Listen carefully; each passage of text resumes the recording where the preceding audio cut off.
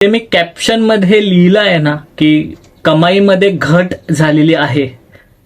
कमाईमध्ये घट तर नक्कीच झाली आहे, पण होल्ड सुद्धा चांगला दाखवलेला 2 मराठी चित्रपटांनी, देऊळबंद 2 आणि तुंबाडची मंजू या चित्रपटांनी. म्हणजे मोठ्या मोठ्या बॉलिवूड चित्रपटांना सुद्धा इतका चांगला होल्ड एवढ्या दिवसानंतर दाखवता नाहीत.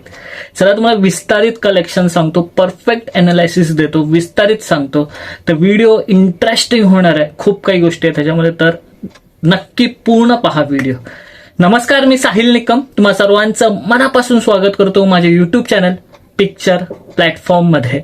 तर व्हिडिओला सुरुवात करण्यापूर्वी तुमचा सपोर्ट हीच खरं तर माझी ताकद आहे. तुमच्या एक लाईक, सबस्क्राईब आणि मेन हाईप जे करता तुम्ही ते खूप महत्वाचं आहे, कारण त्यामुळे आपली व्हिडिओ इनफॅक्ट जास्त लोकांपर्यंत पोहोचते.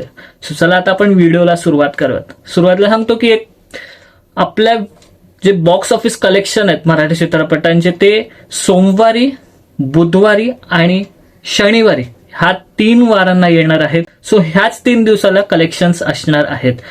सो जे मी सांगितलं की कमाईमध्ये घट झाली आहे, होल्ड खूप आहे, हे सगळं आता विस्तारित तुम्हाला नंतर सांगेनच. सुरुवात आपण बॉक्स ऑफिस कलेक्शन पासून करूयात आणि सुरुवात करूयात तुंबाडची मंजू ह्या चित्रपटापासून. तुंबाडची मंजू ह्या चित्रपटाचा जो बजेट आहे तो पहिला सांगतो तुम्हाला. तो आहे 6 कोटीचा, बरोबर. आणि ह्या चित्रपटाला लागून झालेले आहेत 12 दिवस. 10 दिवसाचं कलेक्शन तुम्हाला आधीच सांगितलेलं आहे. 11व्या आणि 12व्या दिवसाचं तुम्हाला कलेक्शन सांगणार आहे. सो 11व्या दिवशी तुंबाडची मंजू ह्या चित्रपटाने जी कमाई केली ती आहे 60 लाख एवढी. आणि 12व्या दिवशी जी कमाई केली तुंबाडची मंजू या चित्रपटाने तर ती आहे 55 लाख एवढी. म्हणजे 60 नंतर 55 हा जो ड्रॉप दिसलाय तो ह्याच की वीक डे असल्यामुळे. आणि जे नेट कलेक्शन झालेलं आहे 12 दिवसानंतर तुंबाडची मंजू ह्या चित्रपटाचं तर ते आहे 10,74,00,000 एवढं. आणि जे ग्रॉस कलेक्शन झालेलं आहे किंवा वर्ल्ड वाईड कलेक्शन झाले तर ते आहे 11,60,00,000 एवढं. आता बजेट जर का तुम्ही पाहिला त्यावरून आता आपण अनालायसिस करूया की बजेट जर का तुम्ही पाहिला ह्या चित्रपटाचा, तुंबाडची मंजू या चित्रपटाचा 6 कोटीचा बजेट आणि नेट कलेक्शन मध्ये 10,74,00,000 म्हणजे ऑलमोस्ट 11 कोटी झालेले आहेत. सो 5 कोटीचा हा जो काही प्रॉफिट झालेला आहे तो फक्त आणि फक्त प्रोड्युसरला नाही मिळणार, त्याच्यामध्ये तो डिवाइड होणार आहे. आपल्या सगळ्यांनाच माहिती आहे, डिस्ट्रीब्युटर असतील, थिएटर मालक असतील. पण मराठी चित्रपट सृष्टीसाठी एक गोष्ट चांगली आहे की तुंबाडची मंजू हा चित्रपट कोणीच एवढा एक्सपेक्ट केला नव्हता, पण वर्ड ऑफ माउथ इतकं स्ट्रॉंग निघून आलं या चित्रपटाचं की तो चित्रपट आज ऑलमोस्ट ग्रॉसमध्ये 12 कोटीपर्यंत पोहोचला आहे. सो हा चित्रपट येत्या प्रिडिक्शन जर का म्हणायचं झालं तर हा हफ्त्यापर्यंत ऍटलिस्ट 15 कोटीपर्यंत नक्कीच पोहोचेल, जो की एक माइलस्टोन असेल एखाद्या एवढ्या कमी बजेट असणाऱ्या चित्रपटासाठी. सो हे होतं तुंबाडची मंजू ह्या चित्रपटाचं कलेक्शन. आता मी एक पद्धत आणली आहे किंवा एक असं विचार आला डोक्यात की स्टार्स किंवा रेटिंग सुद्धा देऊया बॉक्स ऑफिस कलेक्शन नुसार. सो तुंबाडची मंजू या चित्रपटाचं ओपनिंग तर चांगलीच होती, पण आता 10 दिवस झाल्यानंतर जो होल्ड कंट्रोल केलाय किंवा होल्ड ठेवलेला आहे ह्या चित्रपटाने, 50 लाखाच्या पुढेच कलेक्शन ठेवलेत 11व्या आणि 12व्या दिवशी. सो या होल्डसाठी मी 5 पैकी जे स्टार्स देणार आहेत तर ते आहे 3 स्टार्स एवढे. सो आता आपण देऊळबंद 2 ह्या चित्रपटाचं कलेक्शन पाहूया. सुरुवातीला बजेट सांगतो ह्या चित्रपटात. देऊळबंद 2 ह्या चित्रपटाचा जो बजेट होता तो अवघा 9 कोटींचा होता. प्रवीण तरडे यांनी तो दिग्दर्शित केला होता किंवा आहे तो चित्रपट. आणि ह्या चित्रपटाला लागून एकूण 27 दिवस कंप्लीट झालेले आहेत. 25 दिवसाचं कलेक्शन आधीच सांगितलेलं आहे. 26 आणि 27व्या दिवसाचं तुम्हाला सांगतो. 26व्या दिवशी देऊळबंद 2 चित्रपटाने जी कमाई केली ती आहे 55 लाख एवढी आणि 27व्या दिवशी 50 लाख एवढी. म्हणजे ऑलमोस्ट तुंबाडची मंजू या चित्रपटाच्या कलेक्शन्सला मॅच करतं. सो 27व्या दिवसाचं कलेक्शन आणि तुंबाडची मंजू या चित्रपटाचं 22व्या दिवसाचं कलेक्शन ऑलमोस्ट सेम. सो देऊळबंदची क्रेज कुठेही अजून थांबली नाहीये आणि मराठी चित्रपटांचं एकमेकात कॉम्पिटिशन चालू आहे.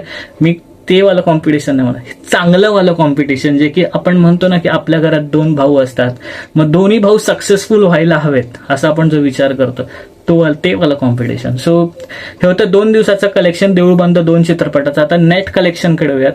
देऊळ बंद 2 चित्रपटाचं 27 दिवसांनंतर जे नेट कलेक्शन झालेलं आहे ते आहे 85,65,00,000 एवढं, आणि जे ग्रॉस कलेक्शन झालं ते आहे 88 कोटी एवढं देऊळ बंद 2 चित्रपटाचं 27 दिवसांनंतर. सो आता तुम्ही जर का पाहिलं ना, 27व्या दिवशी 55 लाख, आणि राजा शिवाजी चित्रपटाने 27व्या दिवशी किती कमाई केली होती माहितीये का? 45 लाख एवढी. सो इथेही हा चित्रपट पुढे मी कंपॅरिझन नाही करत आहे, म्हणजे आपले चित्रपट, मराठी चित्रपट दिवसेंदिवस प्रगती करतात, हे खूप छान गोष्ट आहे. सो हे मला तुम्हाला अनालिसिस मध्ये सांगायचं होतं. ह्या काही बारीक गोष्टी असतात, सगळेच सांगणार नाही तुम्हाला, सो ते तुम्हाला सांगायचं होतं. आणि हे झालं नेट कलेक्शन आणि ग्रॉस कलेक्शन. आता ह्याचा प्रॉफिट अनालायसिस करायचा तर बघा ना तुम्ही, आज 9 कोटींचा चित्रपट आज 88 कोटीपर्यंत येऊन पोहोचलेला. सो हाही चित्रपट त्याच्या word of mouth, strong word of mouth मी चालतोय. म्हणजे आजपर्यंत असं वाटायचं की फक्त श्री स्वामी समर्थांचे भक्त, ज्यांना स्वामींची भक्ती करतात तेच जातील, पण आज संपूर्ण महाराष्ट्र तो चित्रपट बघतो आणि एकाने बघितला का दुसऱ्याला जाऊन सांगतो. सो हे जे आहे वर्ड ऑफ माउथ ते खूप स्ट्रॉंगली प्ले मध्ये आलेलं आहे असं म्हणता येईल देऊळ बंद 2 चित्रपटासाठी. आणि त्यामुळेच इतका लो बजेट चित्रपट आज 88 कोटीपर्यंत येऊन पोहोचलेला आहे. ही एक मोठी मजल आहे बरं का. म्हणजे महाराष्ट्रामध्ये फक्त मराठीचे कलेक्शन्स 88 कोटी येणं खाऊचं काम नाही. आणि बाई पण भारी देवाचा जो रेकॉर्ड आहे 91 कोटीचा वर्ल्ड वाईड, त्याला फक्त 3 कोटींची गरज आहे देऊळ बंद 2 चित्रपटाला तोडायसाठी. सो तोही चित्रपटाचा रेकॉर्ड, बाई पण भारी देवाचा रेकॉर्डही तुटणार आहे.